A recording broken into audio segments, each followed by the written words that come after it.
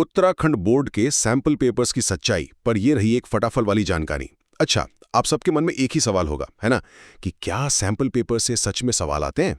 चलिए पता लगाते हैं, क्योंकि देखिए इसका जवाब आपकी पूरी की पूरी तैयारी बदल सकता है। तो देखिए, पहली और सबसे जरूरी बात, सैंपल पेपर से एकदम सेम टू सेम सवाल नहीं आते। नहीं, कॉन्सेप्ट्स आते हैं। मतलब सोचिए, अगर सैंपल पेपर में कैलकुलस का कोई मुश्किल सवाल है, तो ये मान के चलिए कि बोर्ड एग्जाम में भी उसी चैप्टर से वैसा ही उतना ही मुश्किल सवाल आएगा। बस हाँ, नंबर बदल देंगे। तो रटना नहीं है, कॉन्सेप्ट समझना है। दूसरा पॉइंट, और ये सबसे काम का है, पेपर का जो ब्लूप्रिंट है ना, वो 100% मैच करेगा। हाँ, 100%।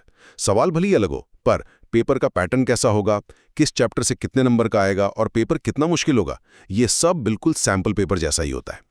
तो ये लीक पेपर ही है, ये एग्जाम का एक तरह से नक्शा है। और आखिर में तीसरा पॉइंट, तो असली स्ट्रैटेजी क्या होनी चाहिए? देखिए, सैंपल पेपर और पिछले सालों के पेपर्स दोनों अलग अलग चीजें हैं। सैंपल पेपर है पैटर्न समझने के लिए, उसमें से सवाल रिपीट नहीं होते। लेकिन हाँ, पिछले 5-7 साल के जो पेपर्स हैं ना, उनमें से सवाल रिपीट होने के चांस बहुत ज्यादा हैं। तो आपको करना क्या है? सबसे पहले एनसीईआरटी खत्म करो, फिर पिछले सालों के पेपर सॉल्व करो, और सबसे आखिर में टाइम मैनेजमेंट के लिए टाइमर लगाकर सैंपल पेपर सॉल्व करो। तो बस एक बात याद रखिए, सैंपल पेपर रटने के लिए नहीं है, वो तो बस एक प्रैक्टिस मैच है, ताकि आप असली एग्जाम का पैटर्न समझ सकें।